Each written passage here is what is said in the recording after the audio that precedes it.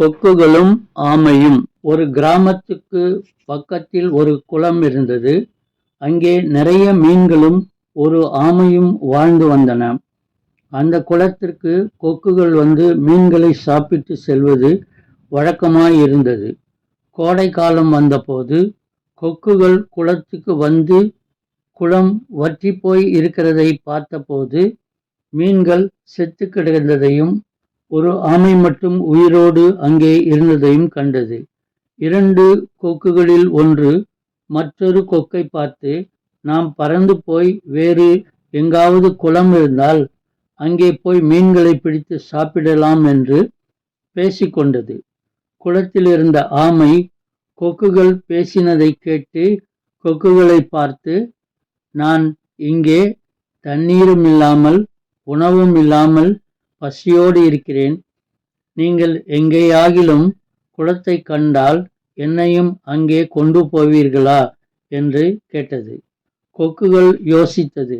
நம்மால் ஆமையை முதுகில் சுமக்கவும் முடியாது, அலகால் தூக்கி செல்லவும் முடியாது. நாம் ஒரு நீண்ட குச்சியை எடுத்து 2 முனைகளையும் கவ்விக்கொண்டு பறக்கலாம். ஆமை குச்சியின் நடுவில் தன் வாயால் இறுக பற்றி கொள்ளட்டும். நாம் பறந்து சென்று வேறு குளத்தில் ஆமையை விட்டுவிடலாம் என்றது. அப்படியே கொக்குகள் குச்சிகளின் 2 முனைகளையும் கவ்வி கொண்டது. ஆமையோ குச்சியின் நடுவில் தன் வாயால் கடித்து கொண்டது. கொக்குகள் ஆமையை நோக்கி, எக்காரணத்தை கொண்டும் நாம் குளத்திற்கு செல்லும் வரை நீ வாயை திறக்கக்கூடாது என்றது. ஆமையும் சரி என்றது. கொக்குகள் பறந்து கொண்டிருந்தது.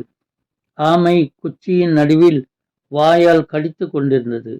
கொக்குகள் பறக்கிறதையும் ஆமை நடுவில் தொங்கிக் கொண்டிருக்கிறதையும் சிறுவர்கள் பார்த்து சத்தமிட்டு, ஆமை பறக்கிறது, ஆமை பறக்கிறது என்றார்கள்.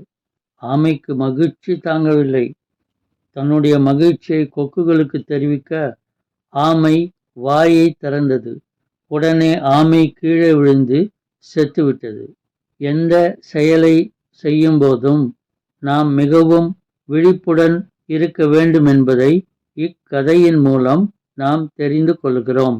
தேங்க்ஸ் ஃபார் வாட்சிங். Like, share, subscribe.